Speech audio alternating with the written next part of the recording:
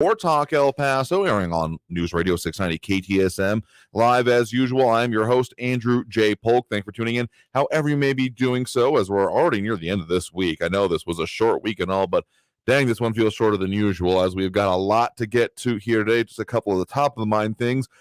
Inflation woes continuing as some, well, maybe call them half-hearted mea culpas coming out. But don't worry, we're totally going to get it right now. Further discussion happening on that.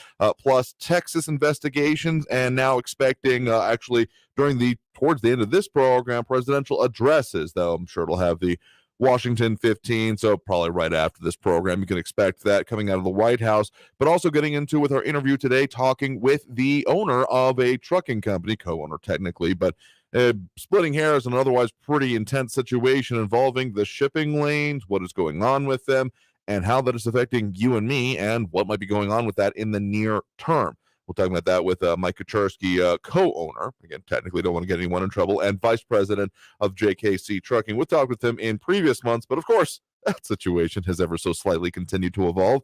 So we'll get into that here, what can be seen more regionally, as well as, again, potential solutions and longer-term outlook. So delving all into that. Told you we'd finally have it. I did not mean to keep teasing y'all, but let's just say as a company, they themselves have been having a lot of issues requiring them to be more on the ball. So no animosity for them, and very happy to get them on the air here as we have Monica Cervantes and Robbie Flores dropping those likes over on the social media, which we do so appreciate. Helps us with really all those main things we're trying to do in order to have live local talk radio back here and sticking around in the borderland, because talking about the things that affect us here, no one else is going to do that like the people that, well, live here.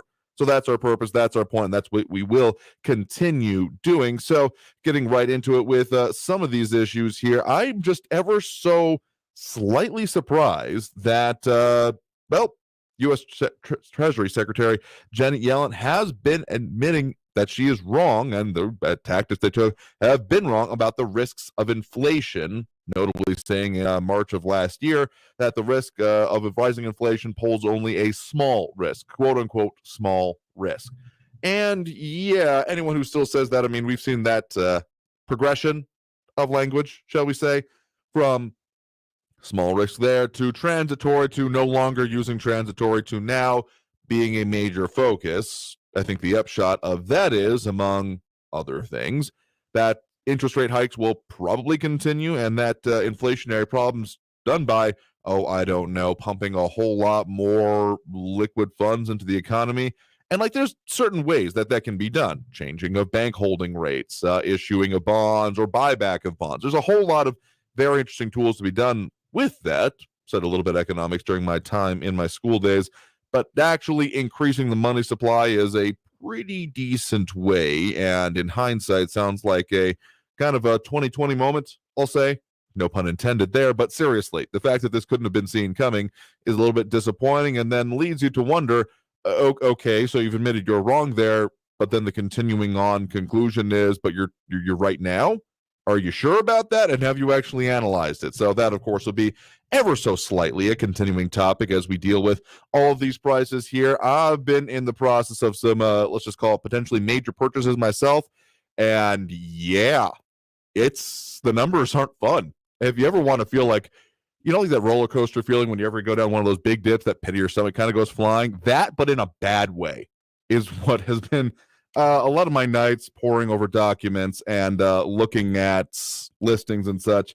Yeah, serious problems to deal with there. RJ commenting over on the social media, diesel on the East Coast pipelines was down to a 2 to 3 day supply, 12 to 18 million gallons, usually around 55 millions. What is the Southwest like?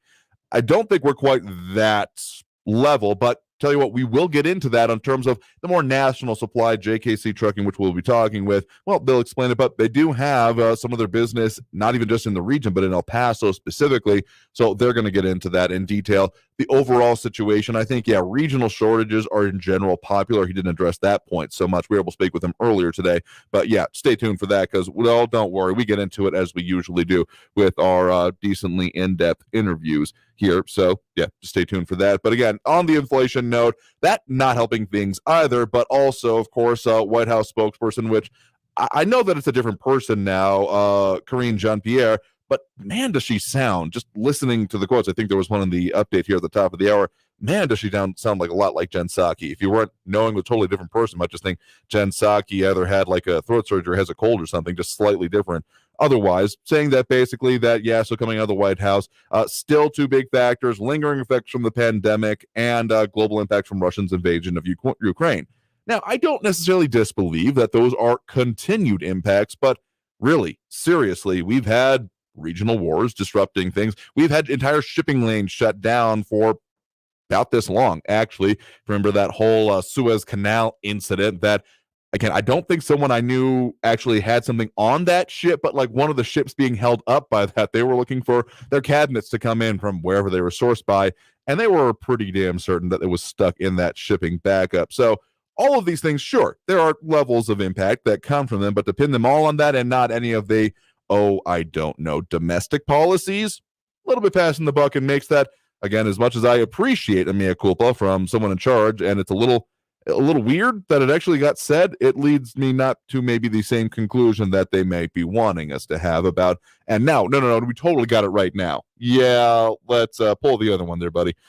Anyway, that's just a little bit what we're talking about here today. Of course, coming more specifically out of the White House later this evening will be an address from President Biden on the, issue of gun violence. A lot of expectations on that speech. May or may not start. A little bit dubious that it'll actually start right on time because these never seem to.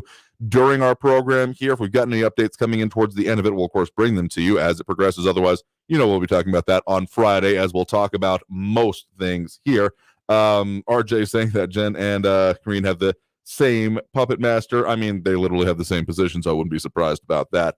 Anyway, that's going to take us more or less through our first break of the hour right now. Again, coming out of this break, going to be talking about that logistical supply and transit route situation that we've been hinting at for way too long. But again, it's been a fluid situation, so sorry, not sorry. Just happy to get the interview on air, as we're going to be talking with Mike Kucharski, owner of JKC Trucking, and all of the wonderful and interesting and ultimately very impacting situations they deal with in their specific realm of trucking, but also can be seen a little bit more writ large with our overall situation. So we'll be taking that break to get to that interview here, as well as, a lot of comments coming in online. Again, dropping those likes. We do appreciate Flaca Jimenez, Monica Cervantes, and Robbie Flores as of now. Just helps us with the, algorithmic stuff that we got to deal with in this modern world. But if you're tuning in with us on air, particularly if you're driving around right now, I'm sure you'll be very interested to hear about these gas and otherwise fuel supply policies. Try to keep your eyes on the roads and your hands on the wheel. Otherwise, we don't want to cause any further problems for transit out there.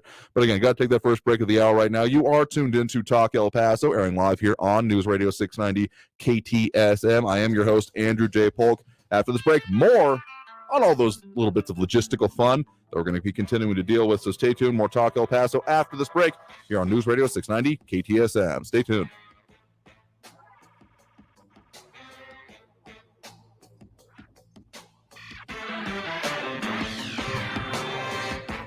Something you don't have to worry about being able to get here locally is some of your favorite ingredients that really help you spice up your life. I'm talking about that great supply of over 40 different extra virgin olive oils, flavored olive oils, and balsamic vinegars from our partners over there at Enhanced Flavors. And you may be thinking, well, they're sourcing it from some of the best places in the world here, but they've got their own supply. So you don't have to worry about, okay, I'm ordering from whatever small place I may happen to know about.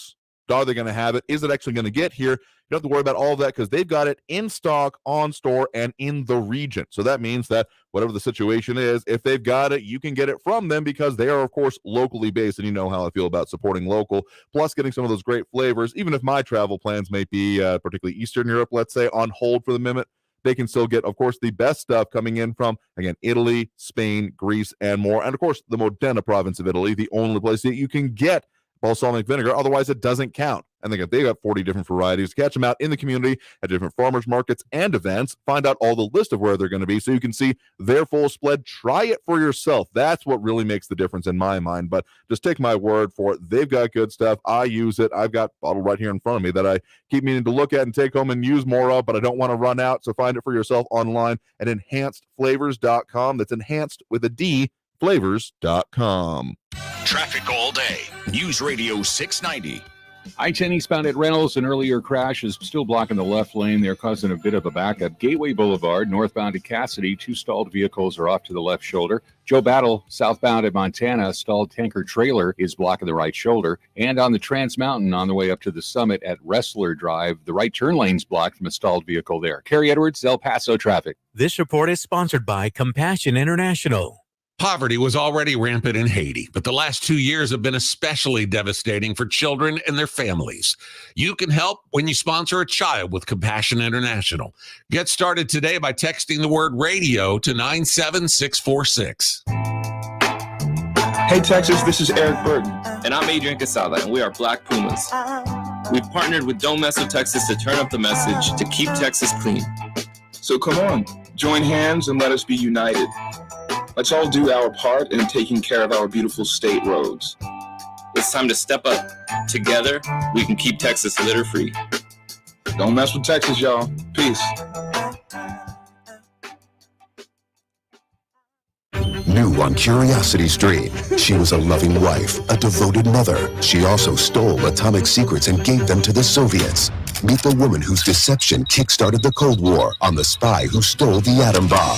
And what if they catch you? Then I shall be sure. they're coming! Come back! Relive history's most death-defying escapes. It's Impossible Escapes, Civil War. Watch now on Curiosity Stream. Annual plans are $20, just $1.67 a month. Visit Curiosity Stream. Maybe you've had to put off a health appointment or two during the COVID-19 pandemic. But if you're 45 or older, there's one test you shouldn't put off any longer. Regular screening for colorectal cancer. Colorectal cancer is a leading cancer killer, but it can be prevented with regular screening starting at 45. There are more screening options than ever before, including at-home tests. It takes guts to put your health first. Ask your doctor about your options today. Visit cdc.gov/screen4life for more information. Finding great candidates to hire can be like, well, trying to find a needle in a haystack, but not with Ziprecruiter. Its powerful technology actively finds and invites qualified candidates to apply to your job. So while other companies might deliver a lot of hay,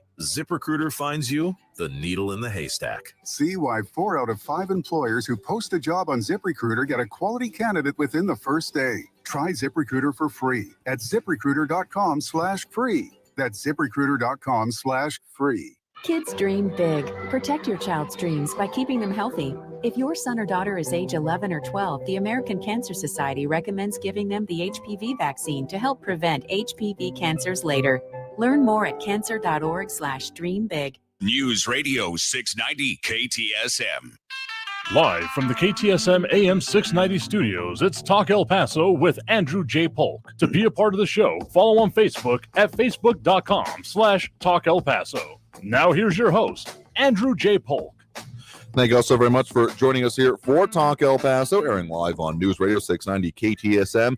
I'm your host, Andrew J. Polk. Thank you for tuning in, however you may be doing so. A lot of ways to interact with the show, even at this point in the program when we don't quite have those phone lines open yet. We'll open them a little bit towards the end of this hour, as we usually do. No worries there. A lot of comments coming in over on the social media as well. One of the better ways you can always get at us during the program. Not by any means a requirement. Again, if you're in your vehicle, please don't be on that. I don't want you to be getting in any more trouble than you would be already talking about the subjects we are on the road. Let's just say it that way. So, just stay safe. Don't worry. You can always, of course, catch the episodes after they've aired by going over to our social media. I don't mention that much, but if you're wanting to see all the comments for yourself, some of the stuff we pop up that I mentioned, and the full conversation that happens there, again, Facebook, YouTube, Twitter, and Twitch, either under Talk El Paso or Andrew J. Polk is the places you can find us over there. A lot of commentary coming in there. Kathy Codry noting 2 important points: that diesel fuel prices in California hit $7.19 per gallon today, and that anything associated with petroleum products has skyrocketed in the past few weeks. And John Brazelton, unimpressed, shall we say, with the Biden administration. Dead brain talking. Interesting term there. But in any case, they were expecting further action and, of course, talk this evening out of the White House, but that to be determined exactly what's going to happen there. But on those fuel prices, diesel specifically, that one can be, well, it hasn't been as much talked about, even if it's getting baked into almost literally everything you buy. I mean, heck, you might even think, well, I get it online or it's digital products. Still probably with energy costs, because think of how much still ends up coming through that. It's baked into everything. So as much as we're talking about inflation, when that price goes up, everything else tends to go up as well. So been working on this for a minute. Again, have not meant to tease y'all, but it's just the company itself has been having its own logistical issues and emergency meetings. So some of the times we've had planned to do this interview, we've had to move it around slightly because of the needs on their end. So finally happy to be able to have a discussion here with Mike Kucharski, co-owner, not to get anyone in trouble, and vice president of JKC Trucking. We have talked with him previously on the show about, well, let's shall we say related topics, but of course situations have continued to evolve. So I was able to talk with him a little bit earlier today when he had some availability, shall we say, and get into some of the specifics, both on what's going on right now, what are they experiencing, what this means for you and me, and what some of the short, long, medium, and even long-term solutions might be, including what some things have been suggested, what are the actual realities of them along the lines of, well, alternates to diesel fuel and this kind of trucking. So getting into all of that again, interview here now with Mike Kucharski. Enjoy. Joining me now, we have Mike Kucharski, co-owner and vice president of JKC Trucking. Thank you very much for joining us today. Thank you for having me on your show.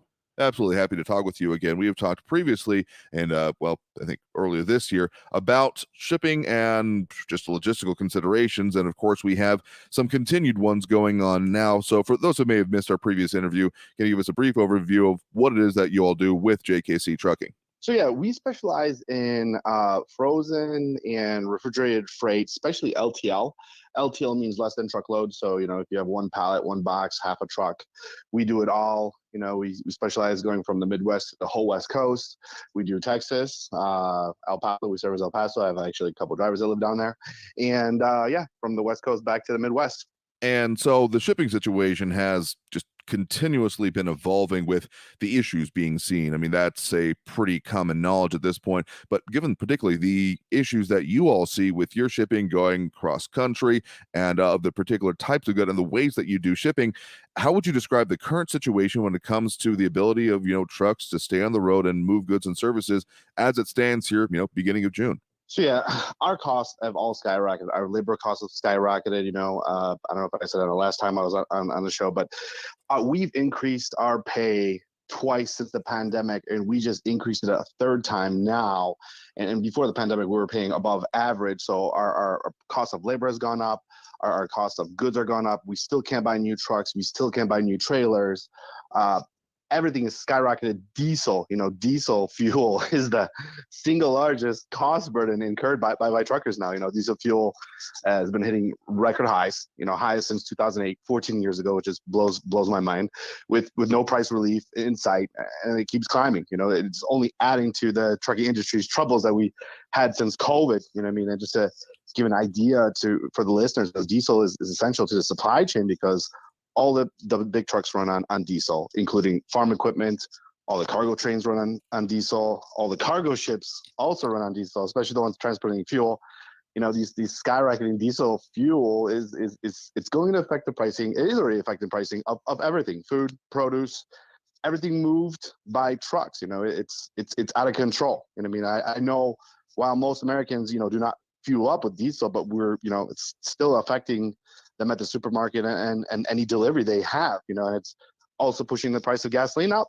Yep, that makes a level of sense here. I mean, I think if people have become vaguely aware that, yes, a lot of energy and fuel costs are rising on their own, but the conventional wisdom, if people hadn't been paying attention from many previous years, was that diesel was going to be on the balance a little bit then cheaper than gasoline. So they may have seen it at the pump, but if they're not truly understanding, seeing how much more it is, I mean, it's really been the case over the last few years, even just before pandemic, that diesel prices were having their own fluctuations almost separate than that from gasoline. So kind of give them a perspective here of what those costs are and how that has been having to change it. And have there even been any concerns about shortages of not even at any price having availability of supply lately? So like, let me just explain why this, you know, cost of diesel prices going up. I mean, the biggest issue we're having right now is the supply and demand. You know, there's a shortage of refining capacity for diesel.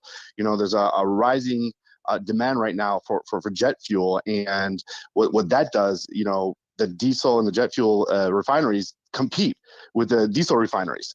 So that's a problem because the refiners are fighting, what should we do? More jet fuel, more diesel. The war, you know, in Ukraine obviously has had a huge impact, you know, banning of the Russian fuel. But the bigger issues that we're having, I think before all this horrible news is the aftershocks of COVID. These extensive shutdowns is what killed us, because we had a surplus of diesel, and then they shut down refineries. And now when we're coming back up, trying to catch up, it's short, and one of the interesting facts that I just read the other day, when they talk about barrels of oil, you can't take a barrel of oil and turn it into all diesel. They kind of cook it and it separates. And if the refiner is really good at it, they could refine about 40% of each barrel to diesel, but the other stuff is different fuels that they can't use. So, even if the price of barrel of oil keeps falling, they can only make 40% out of each barrel diesel, which is always also having a tremendous impact on a diesel. And that's why diesel kind of lags in going down in price when the barrel of oil falls. Again, if you're just joining us, guest right now is Mike Kucharski, co-owner and vice president of JKC Trucking. You want to find out any more information about them, what they do, and what we're talking about here, find them online at jkctrucking.com. So that's some of the technical details you're going into there about what has been going on with the supply there and with the limitations therein. I mean, yeah, lack of production capacity has been touching many industries and many different facets, but of course, this one being more or less, I guess, central to then beyond any of those other projects. Like I've had concern about certain snacks being on the shelves, and that's my concern, but this is different in its own way, that the supply of diesel then facilitates the rest of the availability of the supply. So when we're talking about, well, yeah, it might sound very similar to the way other things are being talked about. Well, yeah, we're trying to get back up production capacity, getting people back on, all that kind of stuff. This being much more central to the availability of supply, the lack of supply and the increase in costs here, describe as best you can what that then has a downstream impact on everything else. Yeah, it's real simple. If truckers cannot afford to drive the goods do not move. Just to give perspective, 70% of all the goods are moved by trucks. There's a saying, without trucks, America stops. And that's a fact, And what's happening now is JKC in our industry has no choice but to pass these costs along to, number one, stay in business and survive to continue feeding the American people. But these goods at the grocery store will be, obviously more expensive. People are already seeing that by what happened, COVID and shutdowns. There's this empty shelves still, and because of diesel, American people are also, because the American people are being slammed at the pump, and now they're being hit from all sides because all the goods are going up, and they don't have the luxury to pick as many goods as they used to at the grocery store. Sometimes when you go there, you just have to pick what items available. That's kind of what's happening. The East Coast, to give you some perspective, is getting hammered the most. I've already seen costs like East Coast. I think in Pennsylvania there was diesel's already over $7 a gallon. That's just crazy. It spiked to record highs. Pennsylvania, and also Pennsylvania charges, just to get even more perspective, 74 cents a gallon diesel fuel tax, highest in the nation. Which blows my mind. I thought Illinois and California would be the highest, but Pennsylvania is, and this is also affecting goods. So the East Coast is getting extremely hammered, more than anybody. So in all of these details here, then what does that end up meaning for the availability of supply? Will that mean for Pennsylvania specifically, as you're referring to there, that less goods will be delivered there because of the increased costs here? Or I guess, what do you see in, if this trajectory does continue, being the total impact either regionally or even nationally? So it's going to impact, I would say, the medium to smaller carriers, especially the independent carriers, the owner operators, the single, uncles and aunts that have a truck. What the problem is, they have no choice but to pay what the pump. Bigger carriers could buy in bulk. They get discounts for buying in bulk, but these smaller carriers are getting, they just have to, pay what's at the pump. So they're going to have to, make more money. Right now, there's like a little bit dip in volumes. I think it's starting to come back up. But, when rates are not going to pay enough to cover their costs of diesel, cover the cost of insurance, all their costs weekly, there's going to be a point that some of these truckers are going to park and say, hey, I'm just going to wait till it's just too high for me to operate. It'll be better off me just parking because my expenses will be less, and kind of weather the storm. And if that happens, it will, we're going to have, issues again. we haven't gotten this black hole called COVID with the volumes yet. I don't think we're even close to getting back what we used to be. But it's going to also affect the volumes of goods. It's going to have a tremendous impact on all Americans. Again, joining us right now is Mike Kucharski, co-owner and vice president of JKC Trucking. Their website, jkctrucking.com. That's jkctrucking.com. We got to take that next break right now. But coming out of this break, we're going to talk further about these impacts, what it means for the average consumer, and what other some factors contributing to this may be. So stay tuned for more Talk El Paso right after this break here on News Radio 690 KTSM.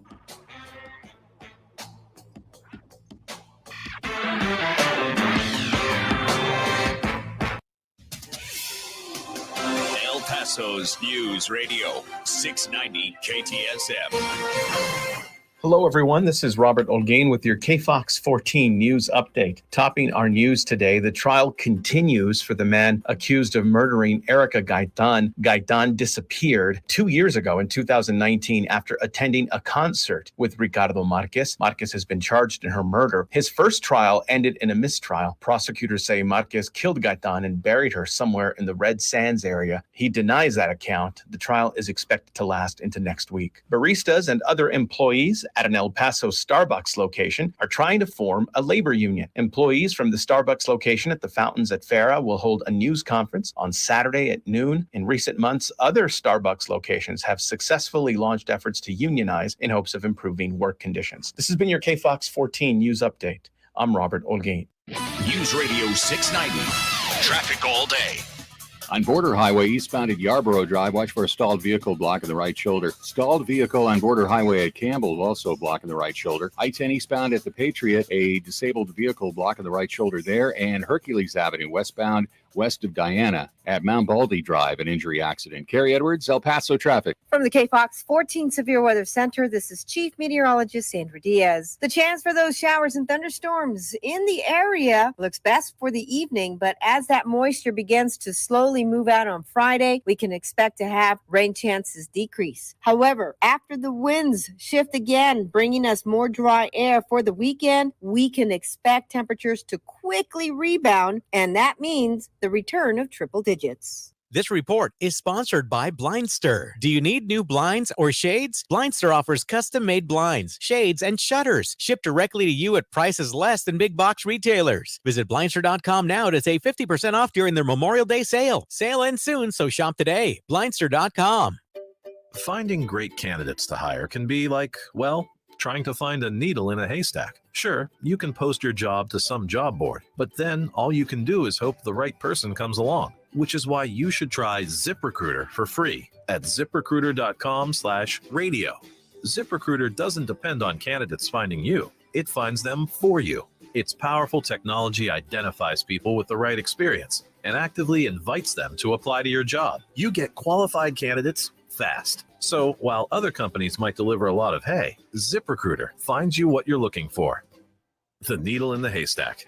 See why 4 out of 5 employers who post a job on ZipRecruiter get a quality candidate within the first day. ZipRecruiter, the smartest way to hire. And right now, you can try ZipRecruiter for free. That's right, free at ziprecruiter.com/radio. That's ziprecruiter.com/radio. ZipRecruiter.com/radio. Take a rock on the wild side. An all-ages event, Rock and Roar Music Festival, is July 2nd at the El Paso Zoo with 2 music stages, a silent disco, arcade games, and so much more. Get tickets at elpasozoosociety.org. That's elpasozoosociety.org. Wendy's Biggie Bag is still just $5. Get a double stack junior bacon cheeseburger or crispy chicken BLT plus 4-piece nugs, small fries, and a small drink. Grab your bag at Wendy's today. U.S. price and participation may vary. Prices may be higher in Alaska and Hawaii. This report is sponsored by Wendy's $5 Biggie Bag.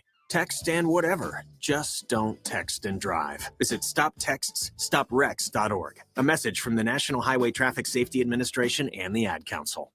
Traffic's bad enough without Mother Nature adding to your headache. Traffic and weather all day. Stay informed with El Paso's News Radio 690 KTSM. News Radio 690 KTSM El Paso. Live from the KTSM AM 690 studios, it's Talk El Paso with Andrew J. Polk. To be a part of the show, follow on Facebook at facebook.com/Talk El Paso. Now here's your host, Andrew J. Polk.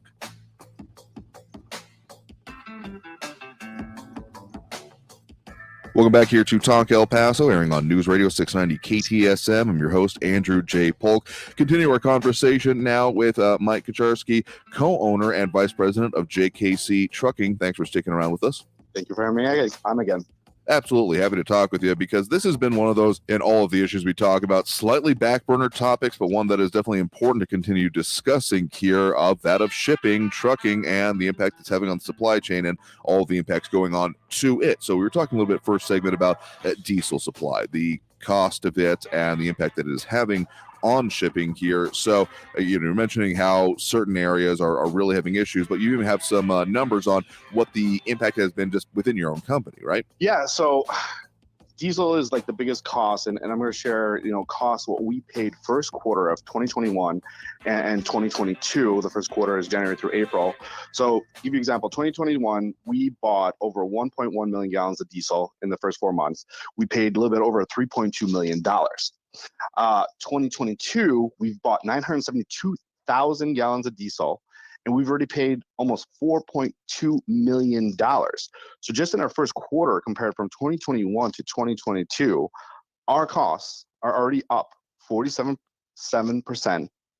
since 2021, and we bought 129,000 gallons of diesel less. Second quarter, we're in the second quarter. Second quarter is getting even uglier, but it just shows you how tremendous of an impact it's having. And, first quarter was up 47%. It's going to cross way over 50% easily in the second quarter if something's not done about these diesel prices. So when it really comes to this, seeing the costs, people, I think, have felt the increased costs in a lot of ways, either with, products getting more expensive or maybe staying the same price, but you're getting less of it, the more skimpflation kind of phenomenon that we've also seen. Bags of ice are the easiest way I've seen that brought forth. But I guess going beyond that, is there any level of concern you have at this point that these increased costs, this slam on the supply of just diesel on its own, could actually lead to a lack of things being moved, where it's a decision is made to, well, it's not even that we have to charge more for it. We are going to be unable to provide something or move something to a particular location. Do you see that as a potential possibility going forward? 100%, because I'll tell you right now, we are already rejecting freight. I have people calling me every day begging me to take product, and because of the shortage of drivers I'm having right now, I could only take so much product. I can't send on people's product because we haul food product. It would be, when we take it, we got to get it to where it needs to go so it gets distributed to the American people. And since 2021, I've already been saying no to business, and it's poured into 2022. There was maybe like one or 2 weeks this year that I just had enough. I didn't have to say no to customers. And if it gets any worse, I hate to turn down business. Being a businessman, you're not allowed to turn down business, but if you can't handle the business, you have to be, you have to be upfront with your customer. You can't promise them something that you can't do. And that's like the biggest, second biggest cost, I think, that's, burning me in business. I want to help. I want to make these things happen, but I don't have the power, the manpower to make it happen. Manpower you're mentioning there, you'd also mentioned earlier the supply of the just physical trucks and trailers themselves. What is going on with that? Is that just not being manufactured, or are those costs prohibitively high as well? Oh my God. So beginning of the year, I wasn't able to even get a price for trailers till, April or May. And then, when the producers said they're going to make the trailers, they said they're going to just to do a regular model with, just a basic options. Because, for example, when we order trailers, we use disc brakes. Disc brakes, last the longest, they work the best. That's not even an option because the supplier can't provide them. So, and then now there's huge rumors of talk that, these trailer producers, especially trailers that are refrigerator trailers like that we use, they're not going to just even make them in the fourth quarter, which is scary. New trucks, brand new trucks, it's not even a question to get any in 2022. They said maybe 2023. And, if you order trucks right now, we don't know where on the line they're going to end up. So that's some scary times because, they can't build trucks because they're missing components. And my furthest, when they do start making these trucks and trailers, you're not going to be able to get the options you used to. It's going to be like, look, we produce this, take it or leave it. That's happening right now. And we don't know when we're going to rebound from this, which is very scary times. It keeps me up at night thinking about this. Again, if you're just joining us, guest right now is Mike Kucharski, co-owner and vice president of JKC Trucking. That website for them, jkctrucking.com. That's jkctrucking.com. One other factor that I've seen here, I mean, you're dealing with a lot of them here and a lot of contributing to the overall situation we're discussing here. One of the things that I've had come up, and some have mentioned to me specifically wanting to know more about, is diesel exhaust fluid. So people, I mean, I'm not dealing with diesel vehicles very often myself, if at all, except then from what they deliver. But this is something that goes into the system and is required in a lot of more modern trucks in order to keep functioning at certain emission levels, right? Correct. Just to paint a picture, the government demanded that, the EPA demanded that, we lower the carbon emissions from diesel exhaust. So they made the system that uses DEF or DEF, diesel exhaust fluid. What it is, it's urea.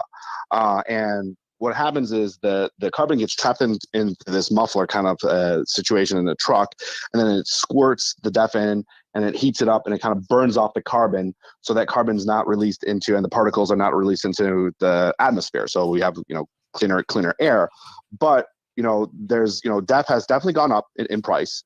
And now there's talks that, there's going to be a shortage because we're importing it from other countries, which is kind of crazy because I assumed that we'd had plenty enough here in America. And if we run out of DEF, those trucks will not be able to run because, when the DEF goes empty, the engines are going to kind of go into limp mode and just shut off. I'm not worried about that because, if worst came to worst, we didn't see DEF for another couple of years, there is a possibility with the EPA's permission to rewire the trucks to run until we get more DEF. My more concern is the diesel, you know what I mean? Because, the DEF is like the second thing after the diesel. If we run out of diesel, we're dead in the water. Or there's going to be any shortages, for the farmers, for the truckers, for the trains, for the cargo ships. It would be just, chaos. Yeah, that certainly makes a level of sense, particularly given that, it's a secondary product and it can run without it, though regulations currently don't allow it to, even if there are other concerns with urea you're mentioning there, because that's also a product that goes into a lot of fertilizers. So the international import of that is its own whole other set of interviews really here. But really coming down to it, when we're talking about what is going on with the current situation involving trucking, again, particularly on the supply of diesel, the cost of it, what it is having on consumers and your business overall, what are some of the things that you see from your position about potentially needing to be done or could be done to alleviate, deal with the situation as best as possible from this standpoint? Oh, that's a great question. Immediate solutions. What could be done? Tax incentives for diesel highway excise tax to lower or suspend it right now because it's killing us. It's one of the issues causing the price to be driven up. I was giving you an example. Maryland, 74 cents, but Pennsylvania, 74 cents. But in Maryland, they suspended the diesel highway tax. I tip my hat to Maryland for doing something. I know it was temporarily, but that's going to help. Other states need to adapt that until we get into better times or there's more abundance of diesel. Other things, provide tax credits. My favorite would be to make America energy independent again. I've been saying this from the beginning. We welcome lawmakers to sit down with us, so with us truckers, so we could educate them, what we need and what works on the front lines, because the truckers have been the frontline workers, to let them understand how the supply chain operates so we can discuss these issues and come to solutions, come to solutions about how to get this economy and the supply chain moving again. Absolutely, that makes a lot of sense here. And dealing with current situations is something important to me, though, of course, the conversation has continued on looking at alternatives, renewables, that kind of a thing, particularly when it comes to trucking. And this is a very large question, but in brief, do you see any possibility of any time in the near future there being any kind of even ability to shift, because people keep talking about electric cars and other vehicles when it comes to shipping trucking. Is that technology even present yet, or is it available in any kind of wide enough scale to be able to even start replacing any appreciable percentage of conventional trucking? Yeah, so I mean, it's a great question. I mean, everybody's talking about, the Tesla trucks, electric trucks. Electric trucks are not going to be ready anytime soon, maybe a decade or decades.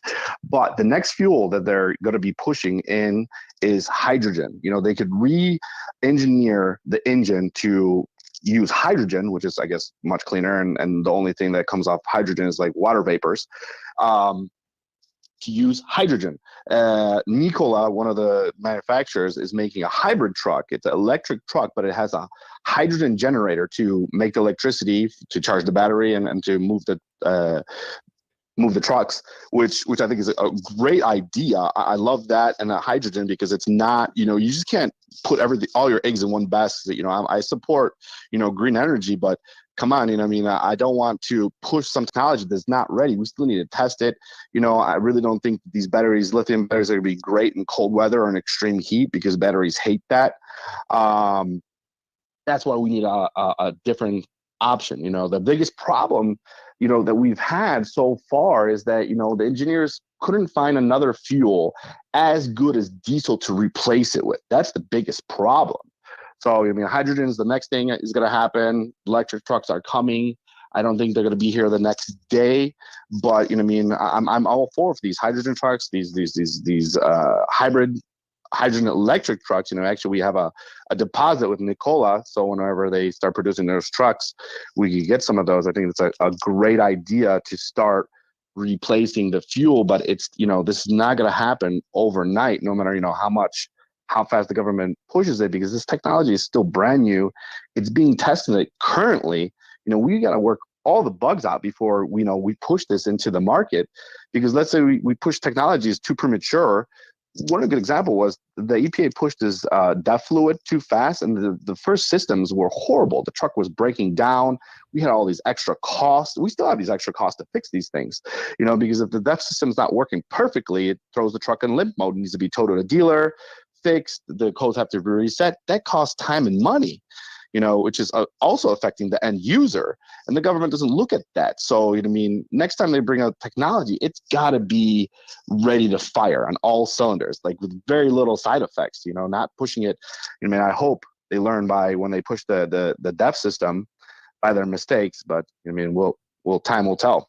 All right. Again, guest right now has been Mike Kucharski, co-owner and vice president of JKC Trucking. Again, jkctrucking.com is their website to find out any more information about them, what they do, and the conversation we've been having here. So, Mike, thank you very much for taking the time to speak with us, lay out some of these issues and potential solutions and future perspectives on it here today. Thank you so much for having me on again, and for the support. Got to take that last break now before the end of the hour. So back after this break, call in open now, 915-544-5876. Traffic all day. News Radio 690. I-10 eastbound before Reynolds. That earlier crash this afternoon still blocking the left shoulder. I-10 westbound at Sunland Park. The Sunland Park on-ramp to the 10 is blocked because of an accident there. Police on the scene. El Paso police responding to a crash. South Desert Boulevard, westbound Talbot. And an accident slowing traffic downtown Oregon at Hague Road. Carrie Edwards, El Paso traffic. This report is sponsored by Compassion International. Poverty was already rampant in Haiti, but the last 2 years have been especially devastating for the children and their families. You can help when you sponsor a child with Compassion International. Get started today by texting the word radio to 97646. I always wanted to learn Spanish, but I never thought I'd have the time. Then I discovered Babbel. Babbel's lessons are fun. They only take like 10 or 15 minutes, and in 3 weeks, presto, you're speaking another language. Like magic. I love that Babbel's lessons aren't just robots talking. They're voiced by native speakers, so you get the pronunciation just right. And they're designed by real language teachers, so you learn how to have real-world conversations, things you'll actually use. 3 weeks. It's incredible. After 3 weeks, I'm on vacation in Paris, having a conversation in French. There's all kinds of ways to learn. Use Babbel's podcasts or games or videos. You can even join live classes with a language teacher. If you want to learn a language, there's no faster, easier, better way than Babbel. Babbel. Babbel. Babbel. Évidemment. Go to Babbel.com to try for free. That's BABBEL.com. Babbel.com. Illegal fentanyl is up to 100 times more potent than morphine. A tiny amount is all it takes to cause an overdose. It could be in your drugs, and you wouldn't be able to see it, taste it, or smell it. Learn more at cdc.gov/stop-overdose. Greta Van Susteren is back and making waves. She's joining Newsmax as host of the new show, The Record, with Greta Van Susteren. Starting June 14th, Greta reports on the big stories from Washington and around the world, giving you the facts you need to know. Greta is smart, asks the tough questions, and is always fair. She's the real deal. Journalism the way it ought to be. That's why millions are making the switch to Newsmax. Make the switch and watch Greta Van Susteren. Get the info about her new show. Just text the word Greta to 39747 or go to gretasback.com. That's gretasback.com. Newsmax is America's fastest growing cable news channel. It's on all major cable systems and streaming platforms. Make the switch today and get the latest on Greta's new show. Text Greta to 39747. Newsmax is real news for real people. Texting enrolls for automated text messages. Message and data rates may apply. Poverty was already rampant in Haiti, but the last 2 years have been especially devastating for children and their families.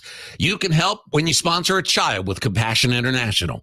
Get started today by texting the word radio to 97646. M1EP.com. Superior multifamily property management services citywide. El Paso's News Radio 690 KTSM.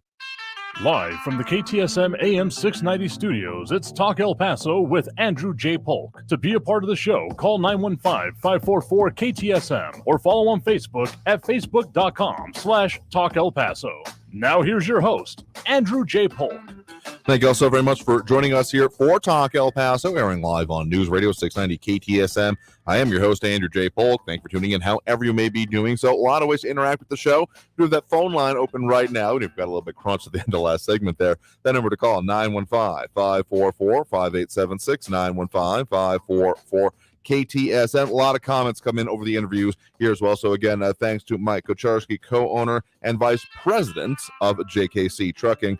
Finally able to check in with him about that whole situation. I think I got to a lot of the points, hopefully, that you all were asking about here. Eric bringing up a couple here, saying that a Biden campaigned on shutting down the petroleum industry. What did voters expect for prices to remain low? I mean, yeah, that was very obviously a stated goal at this point. And why I've been, among other things, calling for maybe a little bit of a reality check. Because sure, if you've got long-term motivations and goals you want to put into place, that's one thing, an eventual shift. But blowing it up overnight and then getting surprised when people are mad about that, that's another. Yeah, and why? Again, I'm going to keep pushing voting for as long as I'm allowed to here. RJ talking about biodiesel as the biggest joke. Takes diesel to form and transport the food to the refinery to turn into biodiesel. Becomes a stupid, vicious cycle. I guess I feel pretty similarly about, what was it? The E85, among other things. Not exactly that one, but the idea of essentially renewables and biofuels that way. And that, yeah, it would often take more to actually make it. So a little bit of a problematic there. So I hope we got to your question there, Eric, about the DEF. Fred Marquez saying they appreciated the interview. Do appreciate that. John Browson saying that inflation only going to continue to climb higher and higher. And yeah, probably going to be seeing that. Kathy Codry very accurately, cost of fuel prices will be passed on to consumers. Yep, that's very much the case here. Eric further saying getting the EPA to loosen their restrictions. Good luck with that. Well, stranger things have happened. John Browson also pointing out in Asian countries, most people travel by bicycle, scooters, or motorbikes. Very few cars, trucks, or buses on the roads. Different economic situations and, frankly, layout of cities. I'm not sure that here in the desert Southwest we could see a mass move to, let's call it pedal or just muscle-powered in general. But I will say I've seen more, I feel like, on the road. If you've had a similar experience, let me know. And Kevin Williams suggesting allow truckers more time to drive. And Michael Petta is asking, how are the California regulations against trucks going to affect transportation? Will companies stop going to California? Kind of similar to what, again, there Mike was talking about when it came to, well, Pennsylvania, oddly enough. He talking about East Coast interactions there. So it's possible, at the very least, that'll mean, as long as there is supply, that what you see on the shelves will probably reflect that increased amount of costs here. RJ also pointing out, just announcing it's hot in the summer, and because of that, 2/3 or more of America may experience blackouts. Hot summers, who would have thought? Yeah, that's something probably going to be coming. I know that Texas has already kind of been ready to experience that. There was a weekend or so last month that the higher than usual temperatures were expected, and some power plants were out of commission ahead of that, not prepared for it. So kind of glad we're not on the rest of that grid. Still kind of with recent events feeling that point here. But there's a whole lot more comments coming in and a whole lot more that we're going to be getting to. We just got to take that next break before the top of the hour. Now, again, we do have that phone line open right now. That number to call is 915-544-5876, 915-544 KTSM. Just got to hit that top of the hour and the top of the hour news and all that good stuff. So stay tuned for more Talk El Paso after this quick break here on News Radio 690 KTSM, again with the top of the hour news, keeping you updated with the latest from our news partners around the country here. So back after this with more Talk El Paso. Again, the number to call if you're calling in during the segment, you might get put on a bit on hold. But again, that number to call, 915-544-5876, 915-544 KTSM. Back after this break with more Talk El Paso here on News Radio 690 KTSM. Stay tuned. Traffic all day. News Radio 690. I-10 eastbound before Reynolds, that earlier crash this afternoon, still blocking the left shoulder. I-10 westbound at Sunland Park. The Sunland Park on-ramp to the 10 is blocked because of an accident there. Police on the scene. El Paso police responding to a crash. South Desert Boulevard, westbound Talbot. And an accident slowing traffic downtown Oregon at Hague Road. Carrie Edwards, El Paso traffic. Every child is different, and learning isn't always easy. But when you find the right teacher in the right school with the right curriculum, one day it just clicks. The right school for your child is out there. And the good news is, it's only a click away. Texas Online Preparatory School is a tuition-free online school with state-licensed teachers that give students the personalized attention they need to succeed. K12.com/Texas Online, where education clicks. Freedom of speech lives here. To me, freedom of speech is being able to say anything you want. El Paso's News Radio 690 KTSM. The El Paso Community Foundation supports the causes you feel passionate about here in the borderland, whether it's education, social services, arts and culture, the environment, health, or economic development. The El Paso Community Foundation has been promoting philanthropy and progress in our hometown region for more than 45 years. Make your mark with us. Start a fund today. For good, for El Paso, forever. Learn more at epcf.org. That's epcf.org. Most of the time, traffic is pretty good. But there are times when traffic can be pretty bad. No, I mean like really bad. Almost. But more like an asteroid's gonna hit the city and everyone's trying to get out of town at once and nobody's car is moving and people are running down the highway clutching their kids and whatever belongings they can grab.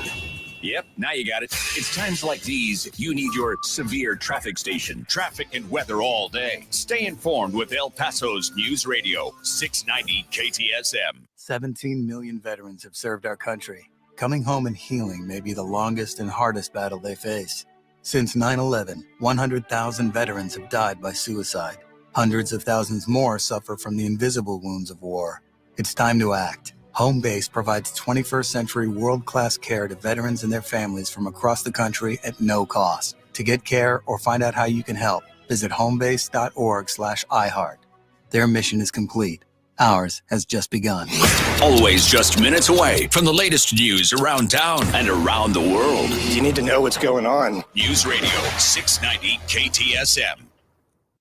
News on the hour and a half. Traffic and weather all day. News Radio 690 is KTSM AM El Paso, an iHeart radio station. NBC News Radio, I'm Brian Shook. President Biden is set to deliver a primetime speech on gun violence next hour. In too many communities across the country, we see gun violence tearing up our communities, tearing up families. White House Press Secretary Karine Jean-Pierre said Biden will renew his call for action by Congress on rampant gun violence. She said it's time for lawmakers to act. Nearly 36 people have been killed in mass shootings in Buffalo, Tulsa, and Uvalde, Texas in the past 3 weeks. A new survey says nearly 6 in 10 Americans don't want a landmark abortion decision to be overturned. Gallup found 58% of Americans want the Supreme Court's Roe v. Wade decision to stand. 35% want the decades-old ruling to be overturned. Americans also don't like the idea of Roe being thrown out and states setting their own policies when it comes to abortion. William Barr is meeting with the House committee investigating last year's Capitol riot. Lisa Taylor has more. Multiple outlets spotted the former attorney general in a room the panel used to interview witnesses. He reportedly met with the committee for over 2 hours. Sources told CNN the meeting focused on interactions between him and former President Trump around the time of the 2020 election. I'm Lisa Taylor. A top Goldman Sachs official says the current state of the economy is among the most challenging environments he's faced in his career. COO John Waldron said at a banking conference the current economic climate is unprecedented. Meantime, Wall Street is wrapping up the day with a session of major wins. Investors are shaking off a poor future forecast by Microsoft and more possible rate hikes from the Federal Reserve. The session wasn't always positive, with the Dow being down more than 300 points at times. However, at the closing, the Dow Jones gained 435 points to 33,248. You're listening to the latest from NBC News Radio. A New York appeals court is upholding Harvey Weinstein's 2020 rape conviction. Natalie Migliori reports. The disgraced movie mogul and Queens native claimed the judge made errors and didn't give him a fair trial, since witnesses were allowed to testify about allegations that were not part of the case. Yet, a 5-judge panel unanimously upheld Weinstein's 23-year prison sentence. The 70-year-old is now jailed in California. A revised forecast is now calling for a well above average 2022 Atlantic hurricane season. Tropical weather experts at Colorado State University are forecasting 20 named storms, 10 hurricanes, and 5 major hurricanes. In April, the same forecasters called for 19 named storms, 9 hurricanes, and 4 major storms. Drinking a cup of Morning Joe may be linked to longer life. Nicole Wilson reports that's what some medical experts are claiming. Researchers in the UK collected data from both non-coffee drinkers and coffee drinkers over the course of 3 years, gathering information about their diets, their health behaviors, and their coffee drinking patterns from 2009 to 2012, then followed up with them for another 7 years. Turns out those who drank unsweetened coffee regularly were 12 to 21% less likely to die within that 7-year follow-up period. Those who drank coffee with no more than 1 teaspoon of sugar per cup were 29 to 31% less likely to die. The study was only observational, though. It didn't take other lifestyle factors into consideration, and researchers note it took place in a country where many people actually drink tea. 2 companies have been awarded contracts to build lunar spacesuits for NASA. The agency announced Wednesday that Axiom Space and Collins Aerospace will make spacesuits for astronauts to wear on the moon later this decade for NASA's Artemis program. The lunar mission aims to put the first woman and the first person of color on the moon by 2025. Brian Shook, NBC News Radio.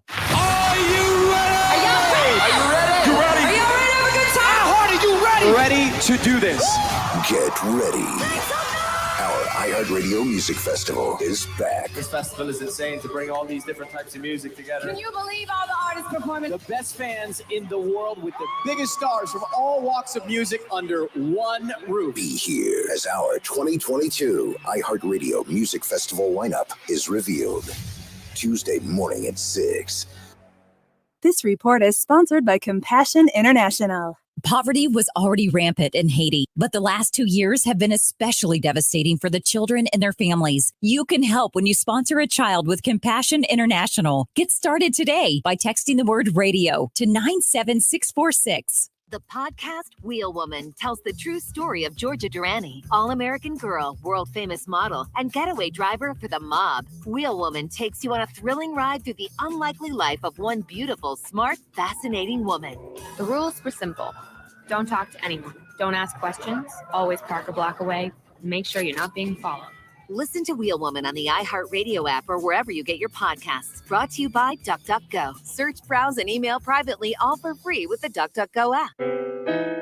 Psst, Steven. Who said that? Me, down here. Ugh, what are you, a yellow booger? I'm a banana slug, Steven. What are you doing in my room? I'm your sense of adventure. It's been a long time since we've had an adventure in the forest. Mom took me to the forest last year. I'm a slug, Steven. It took me a long time to get here. You're right. I should get out. Yeah, the forest is not that far away. Hey, Mom! Come to the forest where the more adventurous you lives. Check out discovertheforest.org for cool places nearby. Brought to you by the U.S. Forest Service and the Ad Council.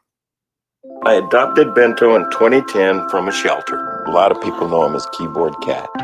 That's just one adoption story that started at a shelter. Visit theshelterpetproject.org to find a pet near you. Brought to you by Maddie's Fund, the Humane Society of the United States, and the Ad Council. News Radio 690 KTSM. Live from the KTSM AM 690 studios, it's Talk El Paso with Andrew J. Polk. To be a part of the show, call 915-544-KTSM or follow on Facebook at facebook.com/Talk El Paso. Now here's your host, Andrew J. Polk. Thank you all so very much for joining us here for Talk El Paso, airing live on News Radio 690 KTSM.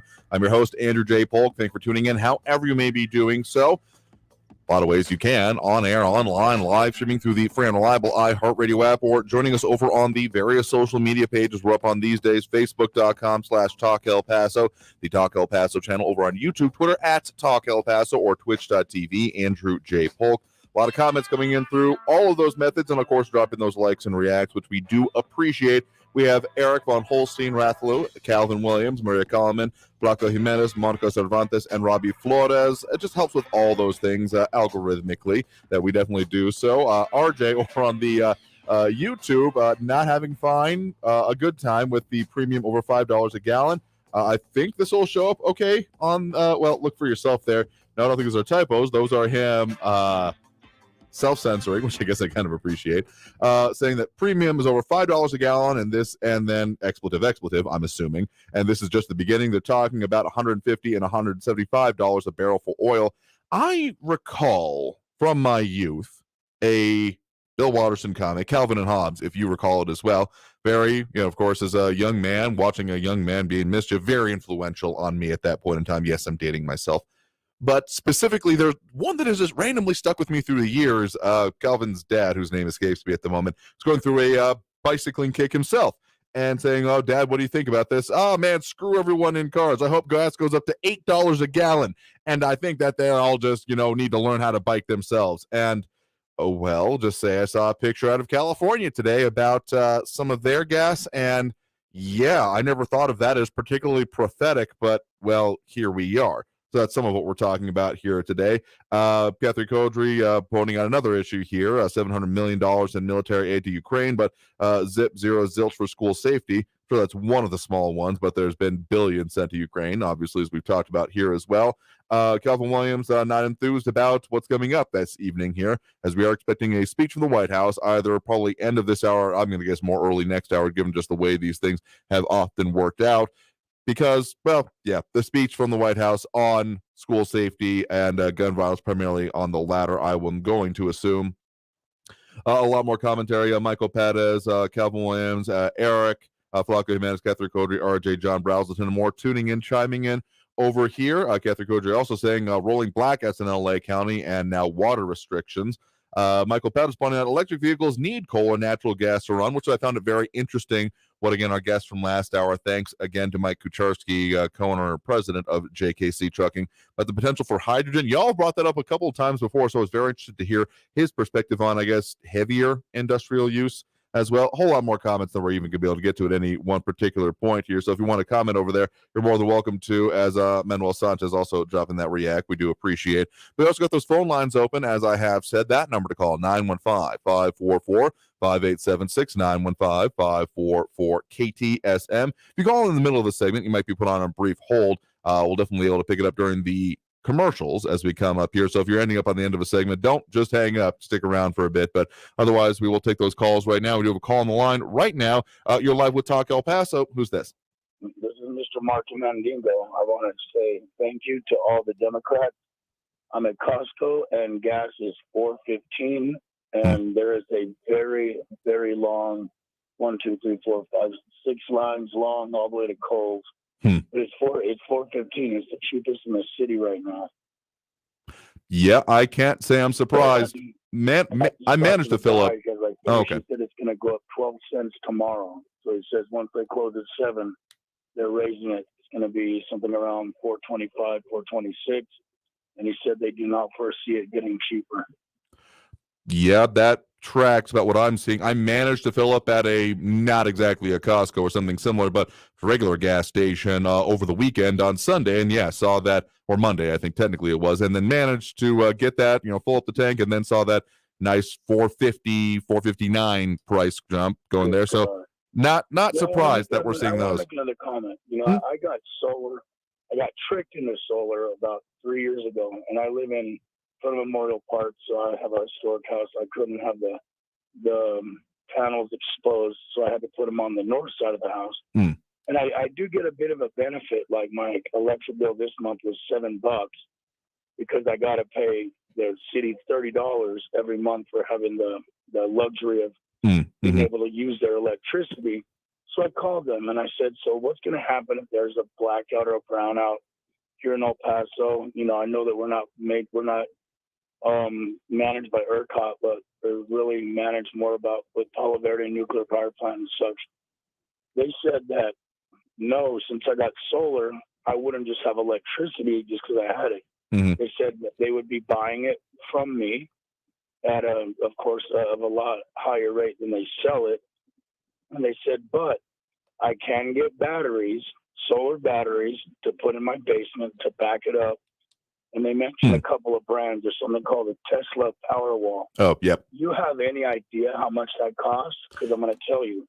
Yes, I'll say I actually looked into it, but go ahead, please. 3,000 feet, and they said it would be around $28,000 to have batteries that could give me about 5 days of enough electricity based on my past usage. That's actually interesting. That's besides the solar system that I still got to pay for. That is very interesting that you bring that up here, because I've actually looked into Powerwall myself here. Not exactly any property I'm a part of. I mean, it sounds very interesting, a concentrated solution that would be a backup here. But two things come to mind on that point here. Previously, when I've looked at it, Tesla is, well, it's an interesting company. We've talked about some of the proclivities of that whole enterprise. But specifically, they will only allow the installation of their systems in places where there are also Tesla technicians. They're not having any mom and pop operation come and manage or do repairs on their stuff. Far in the conversation when he told me it was going to be somewhere around 20,000 on. I still owe about 20,000 on this system. There's no way I'm going to apply for that kind of credit. Thinking about what could maybe happen in the fall. Because my wife and I have been saving $500 every 2 weeks each for the fall, just to ease whatever pain's coming. I'm not even thinking about Christmas. We're just saving, driving to Costco, waiting in line. I waited 40 minutes. One guy ran out of gas and they actually were cool enough to push him. Jeez. Yeah, I'm going to Albertsons right now to get some of those T-bones they have. You got to buy the family pack. It's already up to $11.99. It was about $6.99 4 or 5 months ago. Yeah. So everything is going up, regardless. So I guess if everything's going up, the amount we got to eat and drink have to go down. I can meet the Fockers. If it's brown, flush it down. If it's yellow, let it mellow. And let's just make sure the spelling of the word you just said was Fockers. Fockers, I didn't cuss. That's no the FCC. It's called a movie. Absolutely here. Well, thank you for the perspective. Do appreciate it. All right, Focker out. Bye-bye. All right, bye-bye. Get a little close there. Let's watch the word associations, but I think we're fine there since we made it clear. But it's actually interesting that was mentioned about grid-tied solar. That is technically what El Paso Electric offers, in that, yes, you're still on the grid, and yes, you are feeding to the grid, and there are certain minimum charges that he was mentioning that do apply. Previously, when I've looked into this, it was not allowable to actually have it that, well, basically, if the power goes out, since your power is going straight into the grid and you are still drawing power from the grid, essentially, it's not you power your own system first and then it goes to the grid. Everything goes to the grid, including then your power comes back from it. So previously, I've been told that no, it was not possible. If the power goes out, you're out too, because they were not allowing interruption in that system. So if that's a change they made, that's of interest to me. It's been a year or two since I've looked at the updates on that, investigated personally for, again, a family member's residence. So if that has changed, that would be very interesting to me. I will say that came up because, I've looked at Tesla before, and again, they are very specific in how they allow their things to work. And if you're not in their network, so to speak, coverage area, I guess better way to put it, you can't really do it because, again, they don't want anyone tinkering around with their stuff except their own people. There are other ways, of course, to do battery backups here. We're getting really deep in the weeds, but let's just say I've investigated systems previously on the idea of deep cycle marine batteries, being able to use trickle charging from panels. And essentially the answer I got when looking at that is that no, it's not really allowable in this area. So if that's a change, be very curious to see here. Some more comments coming in as well. Calvin Williams saying, put $10 of gas in a 2-gallon gas can, probably cost me $5 to drive there and back. Yeah, I mean, having a little bit on hand for emergencies, check your local regulations. They may vary on what you can actually store in your area, but yeah, it's getting more pricey here. Fluffy Men is pointing out that UPS has large trucks that run on CNG, natural gas, to put it another way. And RJ also saying if they actually protect the kids and save lives, they don't have an excuse to take our guns here. RJ saying he's looking at Generac. Again, I've had some people I know look at similar kind of things. You may have heard that on our air previously, actually. I don't think it's currently on, but let's just say there's interest in such things. I don't think total blackouts will be happening, total failures of systems, but those brownouts and rolling blackouts, well, again, I'm just kind of happy we're on the rest of the Texas grid system here. Let's take one more quick call before we hit that next break. Again, the number to call, 915-544-5876, 915-544-KTSM. You're live with Talk El Paso. Who's this? Hello. Hello there. Who's this? Tony Westside. Hey there, Tony. What's on your mind? Okay. That fellow with the trucking company, I have a letter here. It's a letter from Escobar, Veronica Escobar, and it is a virtual letter, okay? And it goes basically something like this to the listeners and to the truckers and to the gasoline buyers, yada, yada, yada. I am Veronica Escobar, alias friend of Alejandro Ocasio-Cortez. And I want you to know that I am locked arms with her in a green movement. And if the gas prices, the diesel prices, the fuel, the problems that you're talking about, we don't care. You're using too much carbon footprint as it is. Americans consume too much. You need to scale it back. You've got to remember the caller who called in, or the remarks that was read about Chinese people on a bike and a scooter. That's what you need to start thinking about. We don't care about your progress. We don't care about America growing anymore. You're destroying the planet. You need to really, really lock arms with us and think green. And this thing about the electric truck not being ready and being pushed into something that we're not ready for, well, that's just too bad. Because you guys are just consuming too much. And like a Frenchman once put it, the consumer America. So scale it back and get used to it. And yes, we do plan to go up to $10 a gallon. Thank you very much. Interesting letter you got there. Quite prescient of them to have written about that that guest we just had on, or that comment that came in during that guest before it was even aired. Wow, quite prescient there. Thank you for the point in the call. I do take it as your own commentary. Eric actually had a good comment earlier related to that when we switched from the horse-drawn buggies to automobiles, it happened organically through the free market, not because the government made oats so expensive that people couldn't afford to feed their horses. Yeah, I'm not saying that there shouldn't necessarily be an eventual transition. Moving from one less efficient system to a more efficient system makes a level of sense, but doing it by essentially controlled demolition, anyone who thinks that's going to work is getting some real bad advice in their life and in policies. So some more comments coming in on that as well. So we'll have to get more of that. Overdue for that next break right now. Coming out of this next break, we will get to more of those calls, comments, and all that good stuff on the line and online and on the phone line, I should say. So again, that number to call if you're wanting to get on, 915-544-5876, 915-544-KTSM. Back after this break with more Talk El Paso here on News Radio 690 KTSM. Stay tuned.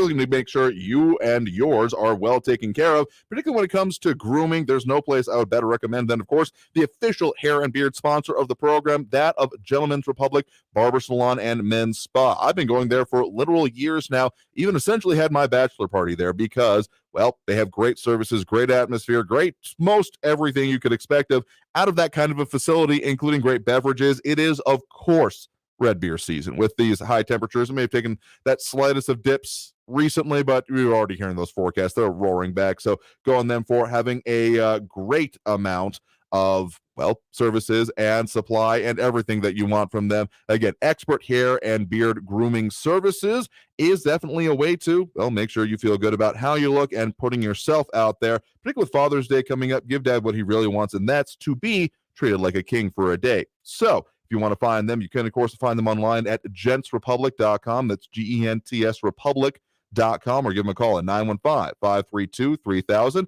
Again, 915-532-3000. Traffic all day. News Radio 690.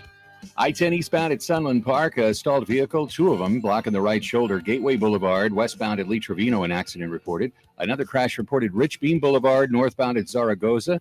Got an accident that police still trying to clear at Talbot, westbound at South Desert Boulevard. And a crash downtown West Wyoming Avenue at Santa Fe. Kerry Edwards, El Paso Traffic. This report is sponsored by Staples Stores. Staples has your workplace covered with furniture and organizational items curated by Staples Work From Home Style Squad. Now get 25% off storage and filing products, chair mats, decor, and lighting with the purchase of a desk or office chair. In-store only, offer N72. Staples, the working and learning store. If you're 45 or older, this message could save your life. Health experts now recommend starting regular colorectal cancer screening at age 45. Colorectal cancer is a leading cause of cancer death, but it's preventable through regular screening. There are more screening options than ever before, including at-home tests. You've got the guts to prevent colorectal cancer. Talk to your doctor about your options and visit cdc.gov/screen4life for more information.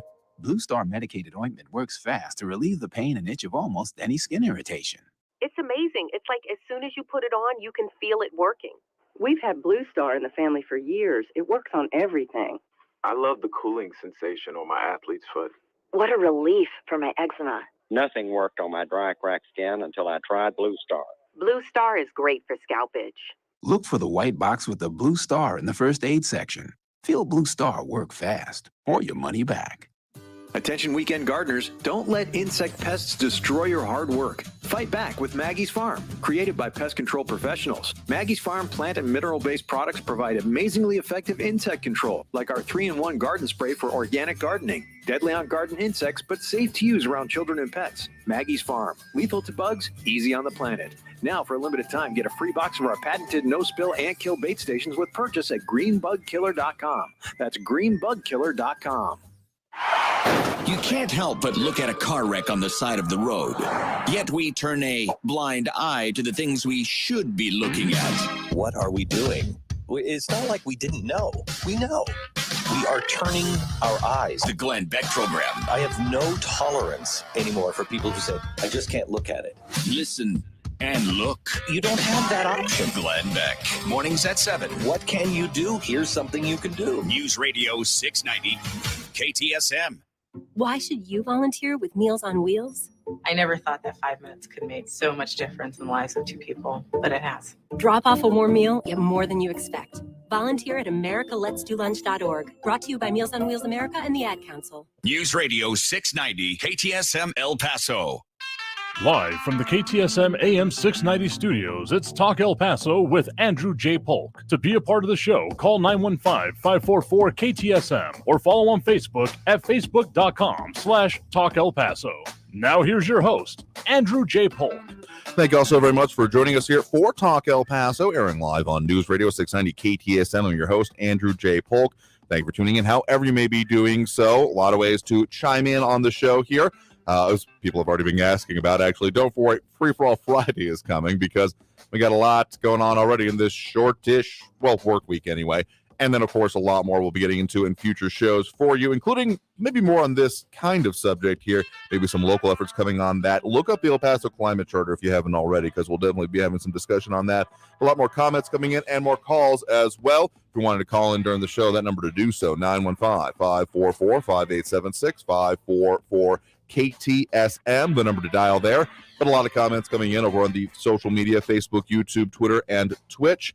Talk El Paso, Andrew J. Polk. You can find them there.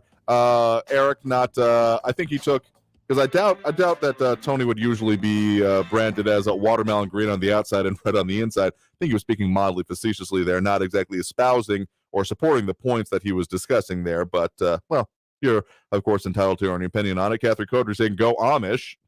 With the crying emoji there. Louis Pinato, missing the point here a little bit, saying, showing my ignorance, Andrew, gasoline is way more efficient than electricity, which is an interesting phrase to make because electricity isn't exactly a power source now, is it? Electricity is a medium of power exchange. It is generated by something else. So wasn't talking about electricity necessarily for electric vehicles. I mean, that's one thing talked about. But of course, as I think Michael Pattis pointed out earlier, electricity is generated by something. Whether it is renewable energy is often in vogue and talked about, wind turbines, tidal energy is a thing that would be possible in our area, of course, because it requires oceans, but there's a lot of potential ways here. But you are correct, General, that gasoline is a very efficient mode of energy storage. But what I was referring to there, as we've talked about previously, the idea of how we do our current, transfer of gasoline is we load it onto trucks burning a different kind of fuel, either gasoline or diesel, and then take it to locations that people can drive to and get it. So the method of distribution is a little inefficient in that way. So a centralized point of, plugging into your wall, having it come through the wires already going to your house would make sense here. But I will agree that gasoline is it's more efficient than coal by about 2 to 1 if you're looking at the megajoules per kilogram way of looking at it. I know that might be a different kind of terminology for this than you're usually looking to, but coal generally has about 24 megajoules per kilogram of energy and gasoline 46. So definitely a lot more efficient when you're looking at how it's generated. But let me posit to you this, that uranium has, ever so slightly, again, gasoline 46 megajoules of energy per kilogram.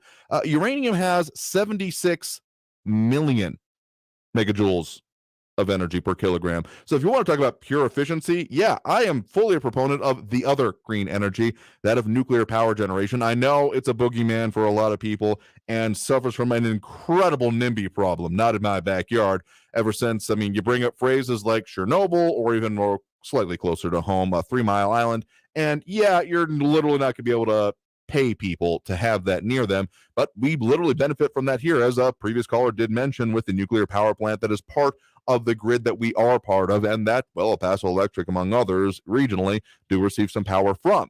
So, that being said, the idea of there being updated designs, because sure, Chernobyl, unmitigated disaster, was also many decades ago at this point. Let's just call it 3 for a nice round number.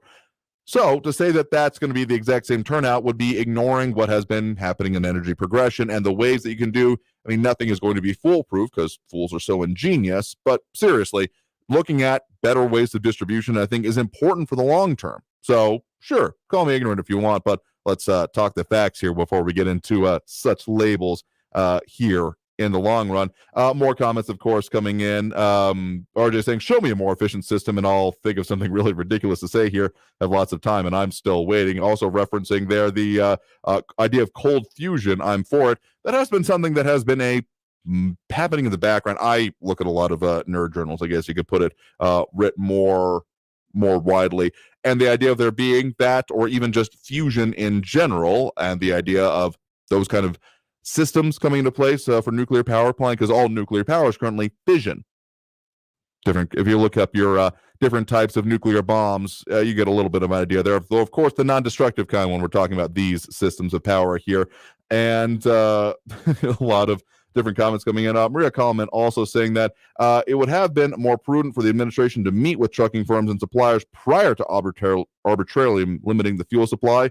Buttigieg has no background in the transportation industry or practical life experience. What looks great on paper doesn't always translate to the best standards of practice. Yeah, that's certainly been an issue going on with this. I had a friend actually visiting California and posting some pictures with the nice, ever so relevant tag of, hey, everyone, looking for your products? Here they are. Picture of then a well, trucking yard with a ton of just shipping containers stacked up, not even right next to the ports, but trailers more or less ready to go, but not enough trailers, actual tractors hooked up to them to get them moving. So yeah, those continued issues are going to continue to be issues until it's dealt with here. Kevin Williams saying Government Abbott should open up oil production for Texas only to show how lower gas prices for Texans. Honestly, I'm not even going to put that past him at this point. That's exactly the kind of thing that sounds like it would be in his wheelhouse, except for the fact that he would be pissing off a lot of his local or statewide, I guess, more localized oil energy production concerns. So maybe not. Maybe more voluntary system. And Catherine also calling for a Flintstone rig. I've seen someone actually try to rig that up, and it's a bad plan. Yeah, RJ saying my feet are burning. I need new brakes. And the Marky Mandingo saying way better mileage and lasts way longer. That's why some trucks hit 1 million miles. That his uncle's Dodge 2500 has over 450,000 miles on it and always passes emissions and will blow deep black smoke with the flip of a switch for the lowriders next to him and light with their stupid music. And the exhaust vent is under the passenger door to smoke them out. If that's how you get your kicks, hey, who am I to judge, I guess. But seriously, the way we look at these issues, and again, thanks to our guest from the previous hour, Mike Kucharski with JKC Trucking, I mean, those issues are going to keep compounding without something being done about it. So, you know what? Even sure, if you're saying that you want to chart a path towards more renewables, you know what? Fine. Whatever. Do it. That's going to be decades from now. But to say that, and therefore at this moment, we need to step away from things, ignoring the current situation is like saying, you know what, I really want to make sure that I can run a marathon. I'm going to ignore the hole I just put in my foot because I shot it. Like, it's a bad plan, and it's not going to work out. And sure, long-term thinking may be important. You got to connect the current moment to the long-term plan. You want to get there, and if you, can't do it, you're just not going to have a good time. John Browson and pounding out that Palo Verde is in the middle of nowhere. Yeah, that definitely is something that happens when these do get placed.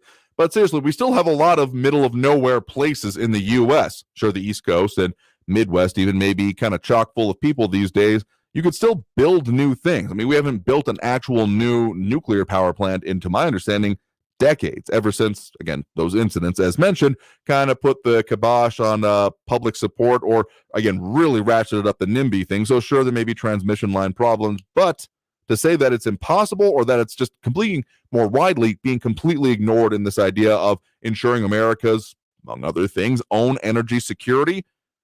Well, again, that's one thing Mike did say that I disagreed with slightly because, sure, the United States has previously been a net energy exporter. And that's certainly a thing I think to go back towards as a goal, but that hasn't necessarily meant that we've been making all of our own fuel and exporting all of the excess of certain kinds. It just means that on the balance, we're putting out more energy fuels than we're bringing in, but we're still definitely bringing some in, particularly when it comes to things like gas and diesel. There is not enough domestic supply. That is still being imported while we are exporting things like natural gas. So sure, the idea of fuel conversions, I mean, there are things that can run on CNG, as was mentioned, but it takes time, effort, and forethought to be able to get to those. So in the meantime, if we're not allowing for even the ability to transition, just cutting it off, that's a bad plan. Just plain and simple, and one that we are not going to have a good time with. That's going to lead us to our next break right now. Coming out of this break, we'll get to more calls, comments, and all that good stuff on the line. Some of the recorded calls as well, because, of course, we got those pound 250 and talkback systems fully in effect now. So, again, taking that next break right now. If you want to get on the line, the number to do so, 915-544-5876, 915-544-KTSM. Back after this break with more Talk El Paso here on News Radio 690 KTSM. Stay tuned.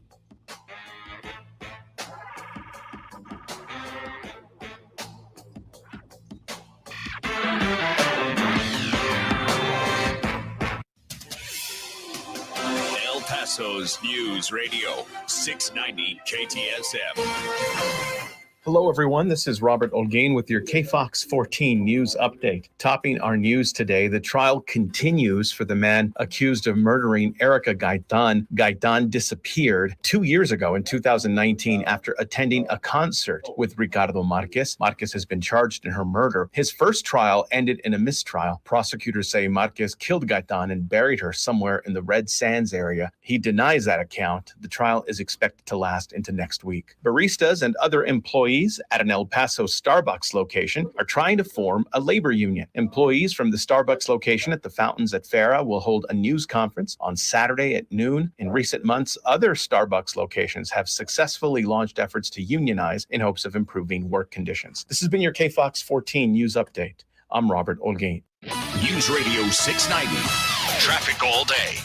Checking El Paso traffic, paramedics responding to a crash North Loop Drive eastbound at Zaragoza. On Talbot Avenue eastbound at Spur 16, there's a crash that's blocking the right lane, the right turn lane. Watch for an injury accident Vista del Sol at Vista del Oro Drive, and take Yarborough or Treywood as your alternates. And Rich Beam at Zaragoza, another crash reported there. Carrie Edwards, El Paso traffic. From the KFOX 14 Severe Weather Center, this is Chief Meteorologist Sandra Diaz. The chance for those showers and thunderstorms in the area looks best for the evening, but as that moisture begins to slowly move out on Friday, we can expect to have rain chances decrease. However, after the winds shift again, bringing us more dry air for the weekend, we can expect temperatures to quickly rebound, and that means the return of triple digits. This report is sponsored by Compassion International.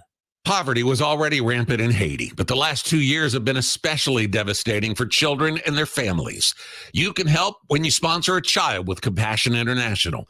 Get started today by texting the word radio to 97646. On the new true crime podcast Betrayal, a woman chronicles her fairy tale romance gone horribly wrong. Her husband's secret life destroyed their marriage, shook their community, and ultimately sent him to prison. Going through Spence's emails, Snapchat, whatever I could get my hands on. Just a punch in the gut every single time. Listen to Betrayal on the iHeartRadio app or wherever you get your podcasts. Brought to you by DuckDuckGo. Search, browse, and email privately, all for free with the DuckDuckGo app. For the local issues and discussion you won't get anywhere else, turn to Talk El Paso, weekdays at 4 right here on News Radio 690 KTSM, brought to you in part by the El Paso Community Foundation. Sound off on what matters to you, Monday through Friday, 4 to 6 p.m., and let's talk El Paso. Hey Texas, this is Eric Burton. And I'm Adrian Casada, and we are Black Pumas. We've partnered with Don't Mess with Texas to turn up the message to keep Texas clean. So come on, join hands and let us be united. Let's all do our part in taking care of our beautiful state roads.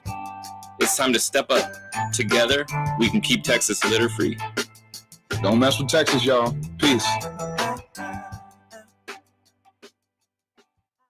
Haiti was already the poorest country in the Western Hemisphere, but earthquakes, hurricanes, and COVID have made life even more difficult for families. You can help rebuild Haiti with Compassion International by texting the word radio to 97646. This report is sponsored by Compassion International. City streets or small towns, everyone deserves a clean, green community. We are Keep America Beautiful, the nonprofit working to end littering, improve recycling, and beautify communities. Let's do beautiful things. Visit KAB.org. El Paso's News Radio 690 KTSM. Live from the KTSM AM 690 studios, it's Talk El Paso with Andrew J. Polk. To be a part of the show, call 915-544-KTSM or follow on Facebook at facebook.com/Talk El Paso. Now here's your host, Andrew J. Polk. Thank you all so very much for joining us here for Talk El Paso, airing live on News Radio 690 KTSM. I'm your host, Andrew J. Polk. Thank you for tuning in however you may be doing so, be it on air, online, live, streaming through the free and reliable iHeartRadio app, or joining us over on the various social media pages, facebook.com/Talk El Paso, the Talk El Paso channel over on YouTube, Twitter at Talk El Paso, or twitch.tv, Andrew J. Polk.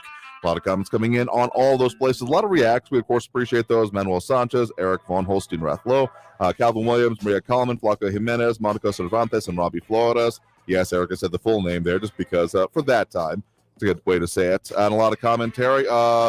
Brahim Atante saying hello from Morocco. Interesting. Never knew we had that kind of reach, but thanks for tuning in here. Catherine Codry, Michael Perez, Calvin Williams, RJ, Marky Mandingo, and more tuning in, chiming in. John Browse attended a little bit earlier, as well as Maria Coleman. A lot going on there, a lot of discussion about these issues affecting us in the region and beyond, of course. And just want to mention, even if we've had a lot of conversation about trucking, about all those issues, about the supply chain, that I've definitely been teasing for a while, so certainly get the interest in the topic. There's, of course, a lot more that is coming out about some of these other issues coming on in Texas here. Again, we are expecting happening a little bit later this evening, potentially end towards the end of this hour, if not a little bit later, that, Joe Biden will be speaking from the White House on, among other things, addressing the nation on gun violence, calling on passing of new weapons laws, among other things, with White House Press Secretary Karine Jean-Pierre saying that he'll call on Congress to take action. And at least one Republican senator, Pennsylvania's Pat Toomey, has tweeted that he is optimistic about a bipartisan gun violence bill after meeting with fellow senators. So we'll see what those ultimate, of course, ending up proposals be, while there's still, I think, a complicated legislative time ahead of that here. Has begun speaking here as of this, so we'll of course be talking more about that. Doing well from Brahim, thank you there. And Calvin wants to know that Bia is speaking now, so there's a whole saying the 9mm can blow a lung out from the body. I'm not quite sure what kind of round that is, but heck, even 12 gauge, to my understanding, doesn't really fit that bill. Again, a point I keep coming back to is that legislators should have to pass like a very basic test about anything they want to legislate on. I have no idea how you'd actually write that into law, but I like the concept, don't you? Because it keeps coming up in a variety of ways, both in this realm and a lot of others. So that will, of course, have more response on that probably in tomorrow's show, just because we'll have to review what exactly is being seen here. I'm mentioning, again, Uvalde, among other things, as a recent incident, but within the state of Texas on its own. What we can say for sure is that there's a lot of, continuing focus on that, among other things. The Texas legislature, again, being now ordered by the governor to look into further recommendations on the state level, though there are some notice that some state lawmakers in the area, including State Senator Roland Gutierrez, that represents the Uvalde area, not being involved in some of these committees, calling it a slap in the face. But also more broadly, there was more focus happening from, other federal elected officials, specifically that of Tony Gonzalez, Republican representing the Texas 23rd Congressional District, which does cover Uvalde, saying that he is working further into the investigation on this, and that there has still been pledges of there still being some very interesting comments coming online. But what Tony Gonzalez was saying, that still looking at further investigation into what happened, the timeline of the shooting, again, some controversy happening over participation or not of some of the local officials, including the chief of police in charge of the school and the school force there. So those are continuing on.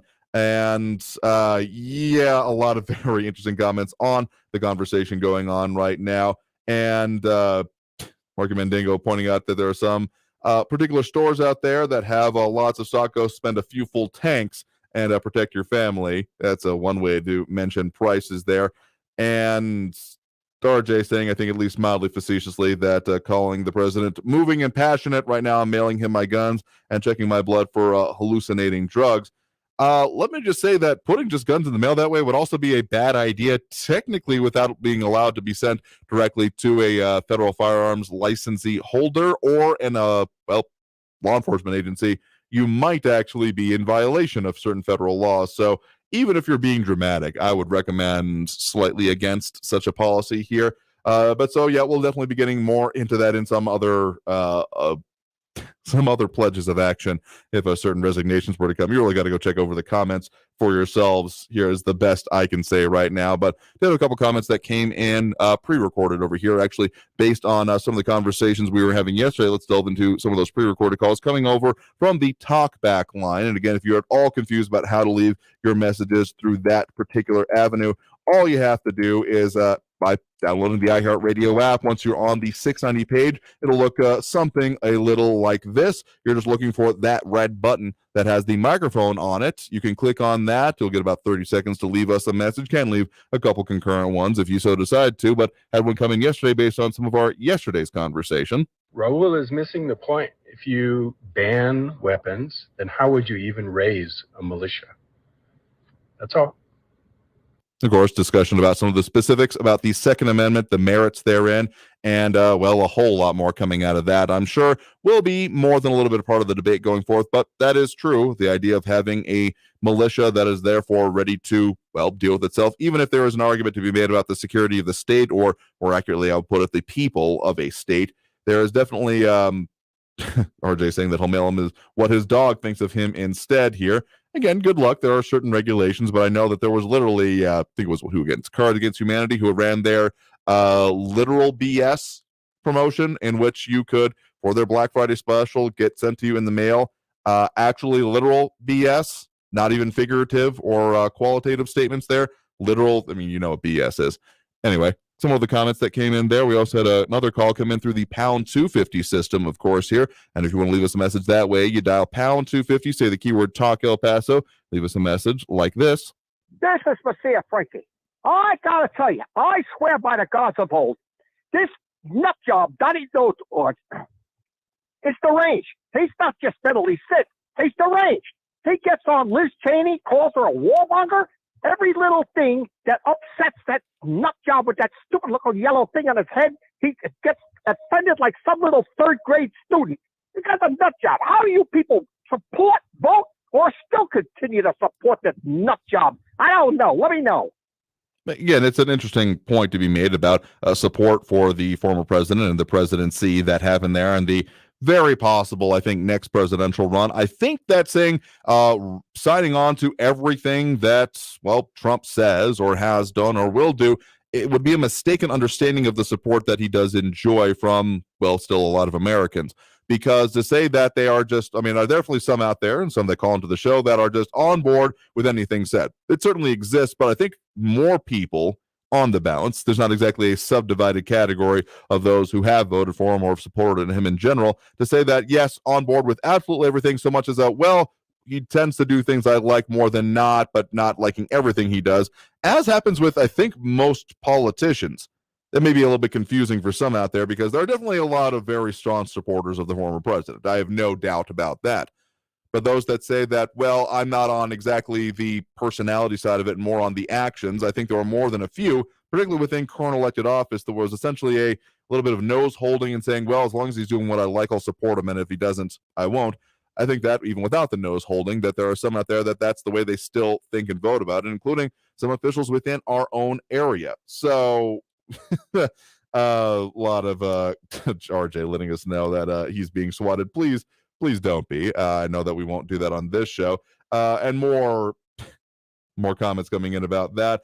Eric saying, don't ever block this guy. He's hilarious. I mean, we do, of course, stick with the ways we handle public comment and do that. We get a little bit more into the other topics on Friday, so maybe consider this a little bit of an intro to it. But we do, of course, take those live calls we got coming in right now. You're live with Talk El Paso. Who's this? This is Andrew from the website. Hey there, Andrew. What's on your mind? Yes. This business of the gas prices, we are never going to get past this until we have more energy production and be 100% energy efficient. Yeah, I would agree with that, because, I mean, current systems, I mean, even if things were just being drawn down right now, as opposed to still recovering from the pandemic and all that, it could be turned back on. But yeah, lack of control over your energy supply and how it's being done, even if you're wanting to transition to another one, as is, again, being very espoused, you still have to have control of it, because if you don't, well, situations like this happen. Yes, sir. And, as for uranium, yes, I agree with you. But unfortunately, a lot of our uranium supply, or the stock of uranium, was provided to the Russians by a certain individual who ran for president in 2016. So, and most of that uranium is controlled by the Russians. I mean, yes and no. I know what you're talking about there. To my understanding, what happened there, I know there's a lot of conversation that happens about that there was, I mean, probably some little weird dealings, but it wasn't actually like raw uranium transferred to another country. It was potential contracts on land that may have uranium. Not a great standpoint anyway, but that otherwise the United States' actual stockpile of fissile material, as we talk about it in this kind of actual circumstances, was not removed from the country, because doing so would be well, you can get shot for less. Yes. Well, it's as one of your callers, Tony, said, believe me, these Green New Deal politicians, they do not want gas prices to go down. As a matter of fact, they'd rather see you riding scooters, electric cars, and bicycles. But what can I say? So what if gas goes up to $10, $12 a gallon? These politicians don't care, but I certainly do. I mean, I think I do. I think a lot of people do. Heck, even if they were to be able to magically say, hey, everyone go look outside in your front yard, there's now a Tesla or other electric vehicle, because I'm sure it wouldn't be quite the Tesla. I know that Chevy is coming out with the most economy priced electric, or supposedly that's at least what their press releases say. And that specifically that were to be able to replace with all of those, even, the clunkers still driving around our area, particularly, the grid would not be able to handle that. I know we talk about the grid and failures and real high stress environments, but seriously, it was not designed in order to support that level of charging and also domestic use within your household. So there's not even the real, I think, ability and capability at this point in time to handle that, to even get there. So there's, even if that is the dead stated goal and everyone was even on board with it, it's gonna take time. So to say that right now, but we're just got to go to it, sure, but you got to chart a path to it, because we're not teleporting to that endpoint. But I do agree with you. I think there are some out there that are probably snickering into their sleeves here, trying not to make it too obvious how gleeful they are about this. Yeah. Well, as one friend of mine said, he was thinking of getting a Ford Lightning, but he said that he was going to install a 9,000-watt generator on the back if he had to travel cross country, because he wasn't going to wait and stand in line to recharge it at a charging station. Yeah, I think there's a lot of logistical issues that have to be addressed before we get anywhere near true mass adoption. Right. Okay, well, thank you. I turn the mic over to you. Yeah, appreciate it. Thank you for the point in the call. Right. You have a good one there. All right, that's going to take us to our next break right now. Coming out of this next break, we got at least one more call that we'll get to here, and a lot more comments coming on that. Delve into all that we got working on for you, and of course, get ready to kick off Free for All Friday. So stay tuned for more Talk El Paso. You're on News Radio 690 KTSM. I am your host, Andrew J. Polk. Back after the break with more, some of the commentary, comments, calls, and such after this break. Stay tuned.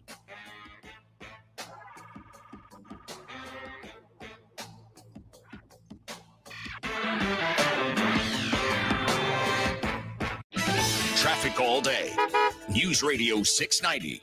Got a stalled vehicle blocking the right shoulder on Loop 375 Memorial Highway southbound south of Montwood at New World Drive. Eastbound on Talbot Avenue at Spur 16, a stalled truck is blocking the right turn lane. North Loop Drive at Zaragoza, an injury accident there, and police are responding to an injury accident. Vista del Sol at Vista del Oro Drive. Kerry Edwards, El Paso traffic. This report is sponsored by Allstate. Don't drive much, don't pay much with pay-per-mile insurance from Allstate. Life is good when you're in the driver's seat. At Allstate, better protection costs a whole lot less. Visit allstate.com or call an agent for a quote today. New on Curiosity Stream. Just because it hasn't been done before doesn't mean you can't. Watch Earth's greatest minds forge our path to a better tomorrow. It's engineering the future. And Jaws, Star Wars, The Godfather, E.T. The biggest movies have even bigger music, from King Kong to The Dark Knight. See how musicians scored Hollywood's greatest hits on great film composers' music of the movies. Watch now on Curiosity Stream. Annual plans are $20, just $1.67 a month. Visit curiositystream.com.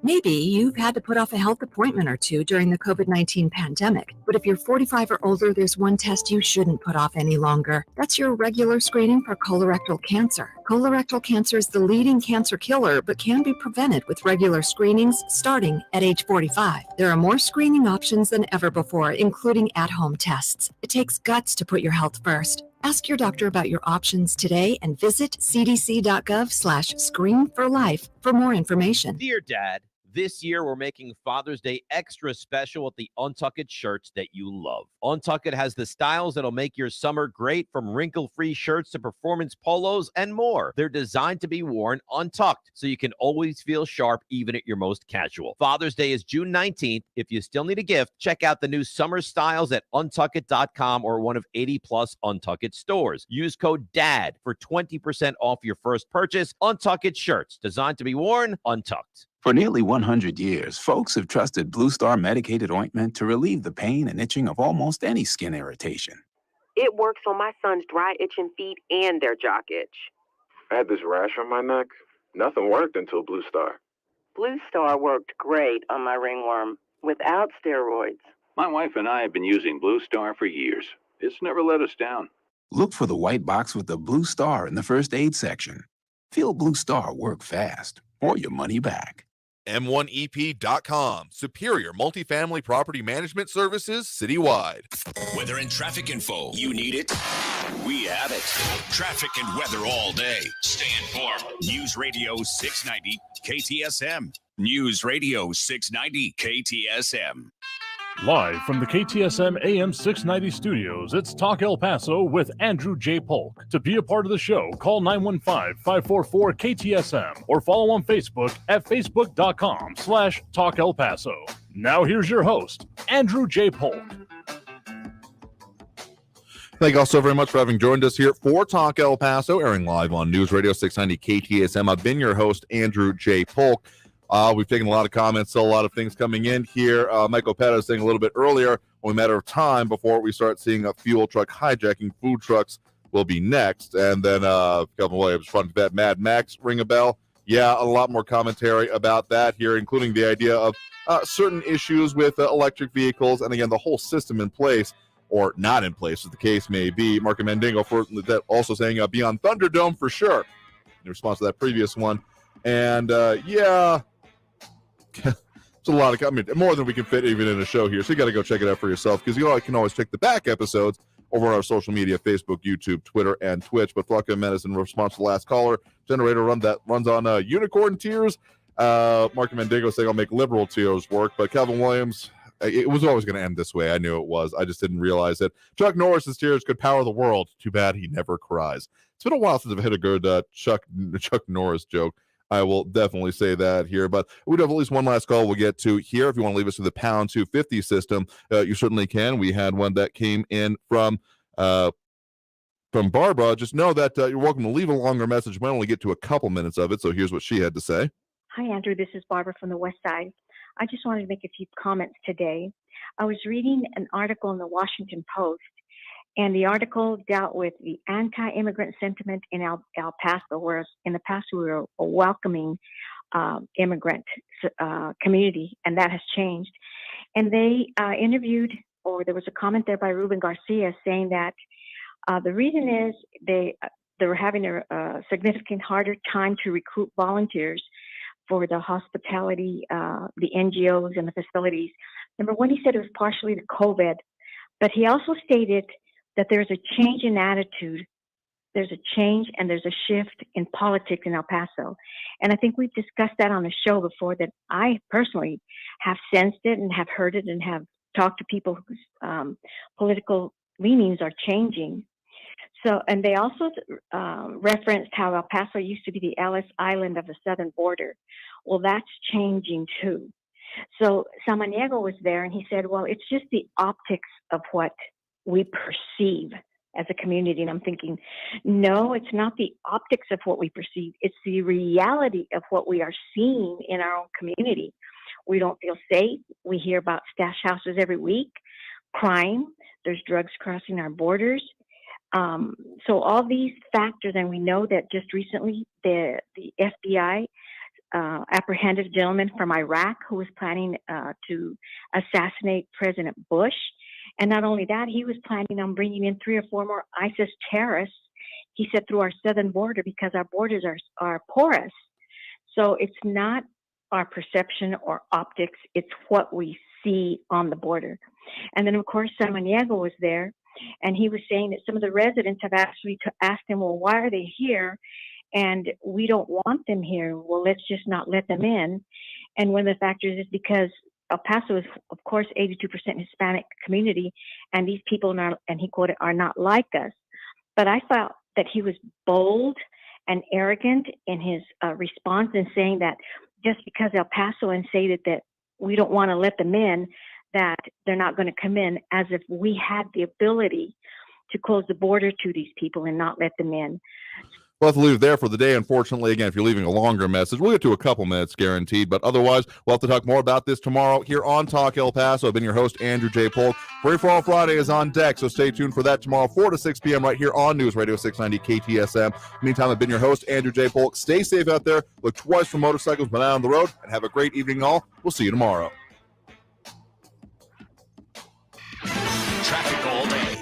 News Radio 690. Got a stalled vehicle blocking the right shoulder on Loop 375 Memorial Highway southbound south of Montwood at New World Drive. Eastbound on Talbot Avenue at Spur 16, a stalled truck is blocking the right turn lane. North Loop Drive at Zaragoza, an injury accident there, and police are responding to an injury accident. Vista del Sol at Vista del Oro Drive. Carrie Edwards, El Paso traffic. I always wanted to learn Spanish, but I never thought I'd have the time. News Then on I the hour discovered Babbel. and a half. Babbel's Traffic lessons and are weather. fun. They only take like 10 or 15. I always wanted to learn Spanish, but I never thought I'd have the time. Then I discovered Babbel. Babbel's lessons are fun. They only take like 10 or 15 minutes, and in 3 weeks, presto, you're speaking another language. Portions of the following program were pre-recorded. NBC News Radio, I'm Brian Shook. Speaker Nancy Pelosi says the House is going to vote on a sweeping gun package next week. The package would raise the age required to buy semi-automatic weapons from 18 to 21 years old, while also not allowing civilian use of high-capacity magazines and bump stocks. It would also mandate that buying ghost guns would require a background check. Meantime, President Biden is addressing the nation on gun violence. It comes after multiple mass shootings in recent weeks, including in Buffalo, Tulsa, and Uvalde, Texas. A 911 dispatcher is being fired for the handling of a call from a person inside the Buffalo market during the shooting. An Erie County spokesperson said the dispatcher allegedly asked why the caller inside the Tops Market was whispering, and one of the parties hung up. The FDA's response to a recall at a baby formula facility in Michigan will be the subject of a new investigation. Lisa Taylor has more. The Department of Health and Human Services confirmed the probe regarding the Abbott nutrition plant in the southern part of the state. The probe will focus on the FDA's actions before the recall in February. The baby formula crisis has forced parents to scramble to find formula for their children. I'm Lisa Taylor. The White House says kids under 5 can get a COVID vaccine as soon as June 21st if authorized by the FDA. An advisory committee is set to meet June 14th and 15th to look into applications from Pfizer and Moderna, with White House officials saying an authorization decision will likely come soon after.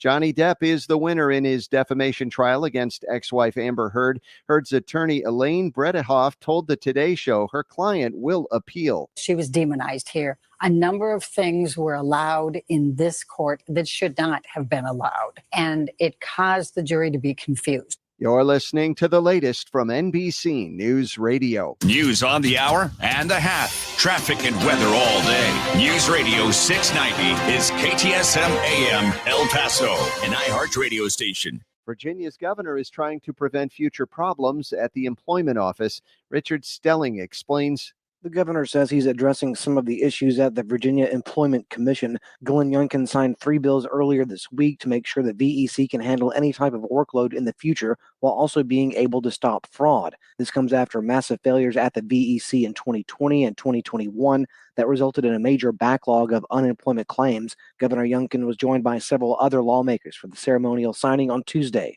Alabama's governor is awarding $5,000 to the person who helped capture escaped inmate Casey White. Republican Kay Ivey says the Good Samaritan has chosen to remain anonymous. White, who's an accused killer, fled the jail with his correctional officer girlfriend, Vicky White, on April 29th. A new report sheds light on Lolita, the killer whale's health. Natalie Rodriguez has the story. A team of independent veterinarians are examining Lolita, the killer whale, a push made by Miami-Dade County officials who've called for incorporating additional animal welfare and infrastructure parameters to Miami's aquarium, Lolita's home for almost 50 years now.